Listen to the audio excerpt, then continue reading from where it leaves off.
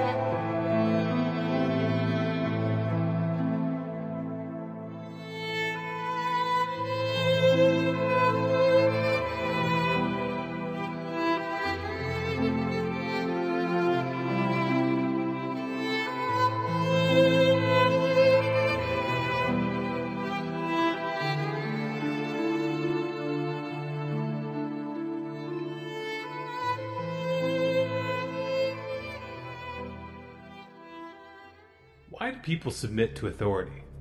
How is it that one man in a uniform can order another man to kill a person that they've never met and who's never done them any harm, and have that order followed over and over and over again?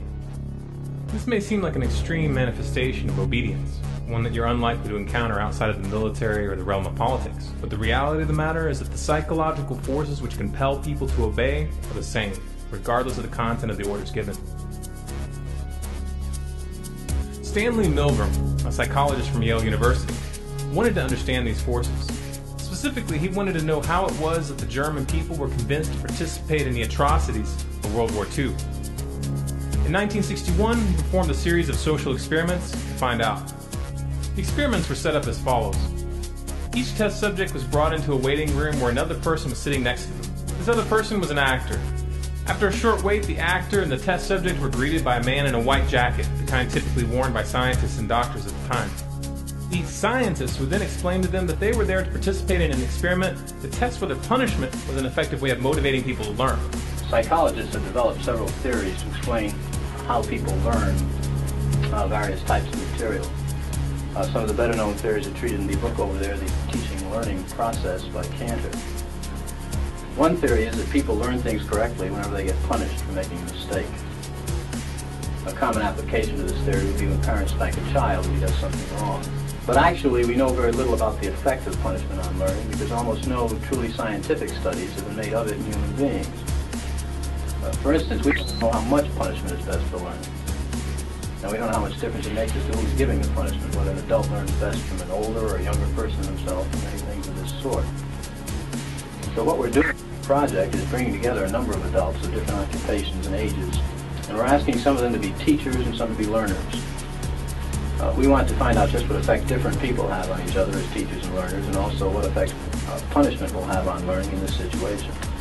They were then told that one of them would play the role of the learner, while the other one would play the role of the teacher.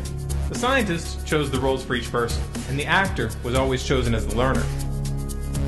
Both the learner and the teacher were then shown two rooms, one with a device with multiple switches with voltages marked on each one, and the other room containing a chair with shackles and a set of electrodes. The two individuals were then separated, and the actor was then supposedly shackled to the chair with the electrodes. However, unbeknownst to the real test subject, the electricity was not connected at all. The experiment was then started, and the test subject was ordered to ask a series of questions to the person in the other room through an intercom. Once the answer came back, if it was correct, they were to move on to the next question. If the answer was incorrect, they would flip a switch, administering the shock. Each time an incorrect answer was received, they were to move up to the next switch in the series, thereby delivering a higher and higher voltage. Now, each time he gives a wrong answer, you move up one switch on the shock generator. And it's important that you follow this procedure exactly. So to help you, let me go through it again very quickly. All right. The experiment began slowly with only mild yelps from the other room. Incorrect. We'll now get a shock of 75 volts. But very quickly, as the voltage increased, the yelps turned into screams and requests to stop the experiment. The correct phrase is rich boy. The person that was supposedly receiving the shocks began to complain of a heart condition and begged to be released from the chair. Let me out of here. My heart's bothering me. Let me out, I tell you. Let me out of here. Let me out of here. You have no right to hold me here. The next phrase is fast. Let me out. Let me out. Let me out of here. Let me Bird, out. car, train, plane. The real test subjects who were administering the shocks were of course disturbed by this, and they all turned to the so-called scientists to express their doubts. These scientists merely responded by insisting that they must continue. Answer is bare. 240 volts. Next one's sweet. So you go back up to the beginning of that page and go through it again until he's learned them all correctly. Oh, no, I'm not going to kill that man over that. Do you mean I got to keep going up with the scale? No, sir, he's already there. I'm not going to give him 450 volts. The experiment requires that you I know continue. it does, but that man is hollering in there, sir. As I said before, although the shocks may be painful, they're not dangerous. He's yelling in there. Start with blue, please, at the top of the page. Continue, please, teacher. What do I tell him? We're going over it again? No, just go ahead. Blue, boy, girl, grass, hat. Correct. Nice. Day, sky, job, chair.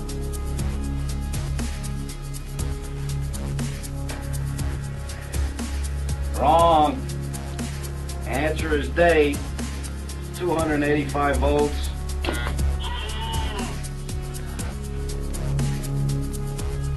Continue, please. Facts. Man, lady, tub, neck. Answer, please. Wrong. Answer is neck. 300 volts. I absolutely refuse to answer anymore. Get me out of here. You can't hold me here. Get me out. Get me out of here. Continue. The next word is green, please. Green, grass, hat, ink, apple.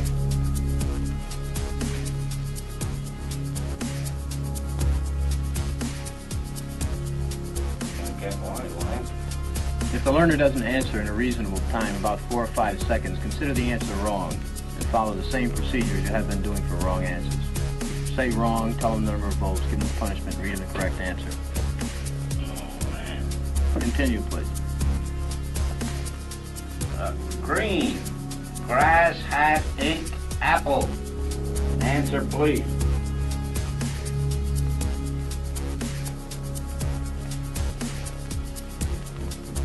Go on with the procedure, please, teacher. 315 volts, the answer is ink.